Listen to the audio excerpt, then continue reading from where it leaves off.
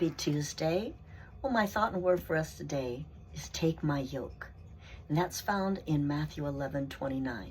And the Lord is asking us, take my yoke upon you. And you will learn from me. It says, take my yoke.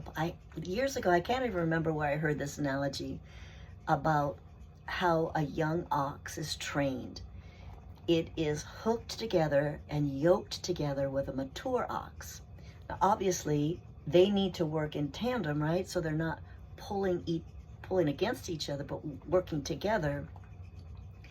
And that young ox has to learn to stay in step with the mature ox. And what's really happening is if he will do and be compliant and not be resistant, the mature ox is actually doing all the heavy pulling and lifting, and he's just walking next to that mature ox, and he's learning the ropes.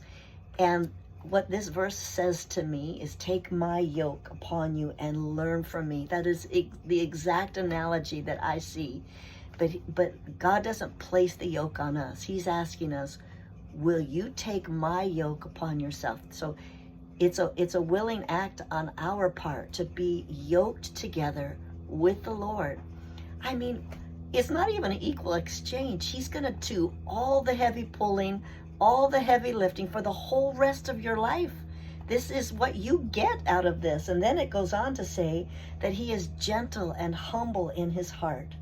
And we will find rest for our souls, for his yoke is easy and his burden is light. I love that. I think that it's kind of an unfair exchange, but the Lord, he is not a killjoy. He is not trying to remove joy and pleasure from us. He's just saying, I created you. You are made in my image, and I know exactly how your life should go, and I have a destiny for you. When we get yoked with the Lord and we stay in tandem with him and we walk this thing out together without pulling, right? Without pulling and yanking and trying to go into another direction, making it so much harder for ourselves.